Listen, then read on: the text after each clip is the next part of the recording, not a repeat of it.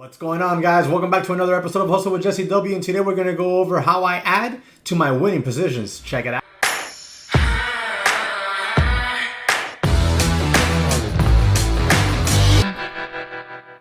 Alright guys, so what we're going to do is we're going to go over exactly where I would add on a winning trade, okay, or in a trade that's triggering. Not so long ago I made a video on how I establish a trade plan, meaning where my entries, given pattern, my entry, stop, profit targets would be, and my thought process behind how I establish each scenario. Now here we're going to talk about something that a subscriber asked me to do yesterday. He asked me a very good question in the comment section. He asked me, when do I add to trades? When do I add to my positions? And while I don't always add, and certainly don't always get to add because a trade might move faster than I anticipate and I'm unable to click the buy fast enough, I'm going to show you here on a trade that I actually took, which is TCCO. You can find the recap in my library. Now, I didn't get to add on TCCO, but I'm going to show you where I would have added on TCCO had I been able to grab the trade exactly where I needed to.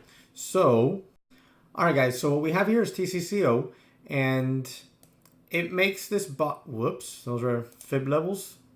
Let me take that off. It makes this bottom here at 6 and pushes up to 7 and takes it back. It takes it back and it has this real nasty washout candle right into the 9 EMA $5 area, and it traps shorts, okay? As you see here, it's trapping shorts. It's finding a resistance at VWAP, okay? So right here, what I would think to myself is, we might have a bear trap. We're showing support at $5. $5 is my line in the sand. We're showing resistance at VWAP. So what's happening here, Jesse? Okay. We have shorts that got short up in here. We had the crash back down. Might have taken some profits. New shorts came in. Old shorts are looking to add to their position. So where are they going to add to their position? Well, they're going to add or take new positions in front of VWAP. VWAP is in front of $6. So anytime the stock creeps up there, $5.80, $5.90, $6, they're going to short it. And they're going to get short here. They're going to certainly get short in here. They're definitely going to get short in here and in here.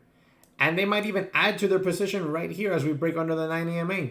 So we have shorts in here, in here, in here, in here. And whoever's left up from in here, they're all short in there. And I'm long, let's say, typically, 520, 530 with a stop under $5. I'm thinking I'm going to add on the VWAP break.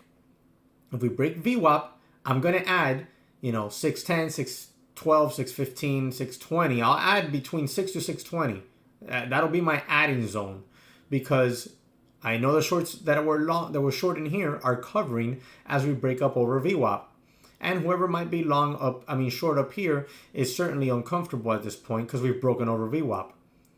Now we come here and we break over VWAP. Now, unfortunately, I was in another trade, even though it was a profitable trade, when all this was happening. And I didn't get to TCCO that day until here. So what did I say to myself? I said, well, even though I didn't get my initial entry, where would I add? I would add here. So I'm going to take my initial entry now at this point as we break up over VWAP. And I did. And I took my entry on this red candle right here when we pulled it in. Now, let's say I got long here. I added here when shorts covered.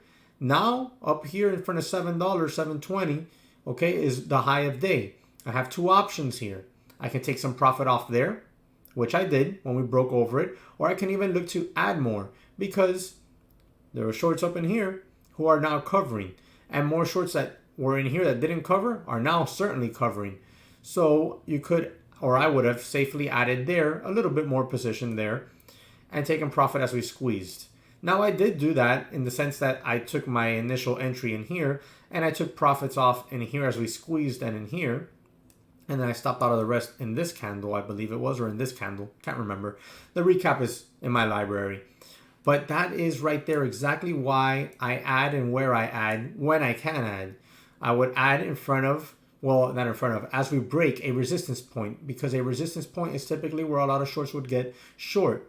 So they got short up in here, they got short up in here. So I would definitely add as we break. through that resistance point because they're covering, I'm adding, more longs are coming in, volume is increasing, because that's what you want to see. You want to see volume increase as you break through the resistance point because it's showing more shorts are covering, more longs are getting into the stock. So that's what I would personally do, and that's how I trade. I would add in there if I get the chance, the opportunity to add, and take profits as we squeeze. Now this stock did continue on to make, new moves right here, trapping more shorts and pushing higher. Now what do you see here? You see another little pivot point at 850, more or less, between 8 to 850, and you have the high of day up here at $9. What happens when you get up through $9? Boom, you get another big breakout straight to $10. Why? Because shorts got short in here, the shorts got short in here, and they got short in here as well, in front of this, pivot point at 850, 840, 830. Between that 830 to 850 area, that 20-cent gap, shorts would pile on and get more short in front of this $9, holding $9 as their risk, as their line in the sand. More shorts are getting in there. Everyone's getting emotional. Some people are revenge trading, adding to their position, averaging up in this case on their shorts. And what happens? We get up there to $9. Volume increases. Shorts start to cover. Long start to buy long. And you get a break from $9 all the way to $10.50. It's $1.50 breakout. That's the type of stuff dreams are made of when you trade. Now you have the 9 EMA holding as support, and the trade starts to fail its way back down. Now, let me show you another one right here where I would add. Now we know VWAP can be a support area, so we'd be watching that. And in the afternoon, and I did take this trade, and it's in the following day's recap. I actually showed this little clip, which was yesterday, I guess I want to say. We have this nasty bearish candle from 980s all the way down here to 750, and then another one all the way back down here to $7, and then we reclaim VWAP right here. Now on this nasty drop right here, you can imagine shorts getting short again in front of $8 because we're having a bear flag formation here, and we break down a little bit out of $8. We break down under $8 again. We go all the way back down here to 684. Okay, from $8 up here to 684 down here. So we have to understand that shorts are confident in front of this $8 area. So they got short in here and they got short in here in 780s. Okay, because $8 is holding up as resistance, right?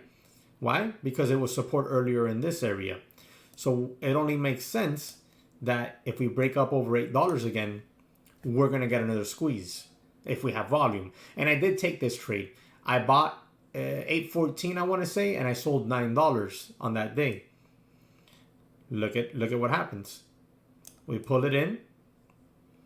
We start to break up over this little 788 area, and we break up over $8. Now, you could have gotten long on this VWAP reclaim thinking shorts are going to cover and then adding at $8. So a simple entry would have been here at 750, 740s, starter position, and then add to full position here on the $8 as we break through it and increase volume, and prepare to take profits off as we squeeze up to push and maybe reclaim this gap. Now we get up here to 940s and we take it back. I got flat at $9. I put an order out on the ask and I just got flat right there.